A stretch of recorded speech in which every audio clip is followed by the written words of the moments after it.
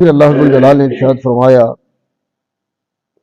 قل انی اخاف ان عصیت ربی عذاب یوم عظیم، کہ میں ڈرتا ہوں اللہ رب الجلال کی نافرمانی سے کہ کہیں نافرمانی کی وجہ سے بہت بڑے دن کا عذاب نہ اٹھانا پڑے۔ یہ نبی کریم علیہ الصلوۃ والسلام کی تعلیمات امت کے لیے، یہ مخاطب حضور علیہ الصلوۃ والسلام ہیں اور تعلیم امت کو دی جا رہی ہے کہ جو اللہ عز الجلال کی نافرمانی کرے گا وہ اللہ عز الجلال کے عذاب میں گرفتار ہوگا قیامت کے دن، جسے یوم عظیم کہا گیا ہے، بہت بڑا دن۔ اور اس بہت بڑے دن کے عذاب سے بچنے کے لیے اللہ عز الجلال کی فرمانبرداری ضروری ہے۔ نبی کریم علیہ الصلوۃ والسلام سے اللہ تعالیٰ کی نافرمانی کرنے کا تصور بھی نہیں کیا جا سکتا۔ حضور علیہ الصلوۃ والسلام اللہ تعالیٰ کی نافرمانی نعوذ باللہ نہیں کر سکتے۔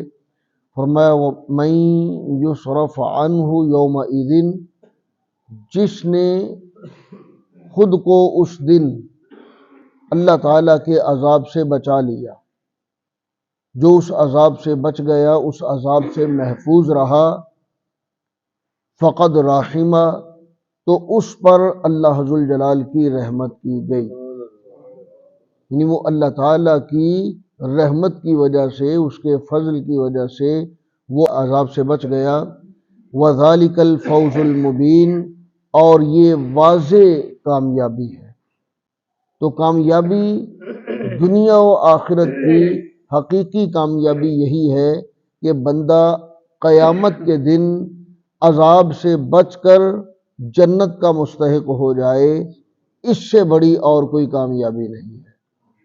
اس دن جہنم کے بھی فیصلے ہوں گے، جنت کے بھی فیصلے ہوں گے، تو جن کے لیے جنت کا فیصلہ ہو گیا، جو عذاب سے بچ گیا، وہ کامیاب ٹھہرا۔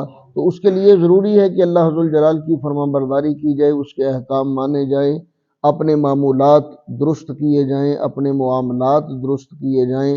اس کی رحمت اسی پر ہوگی جسے وہ پسند فرمائے گا۔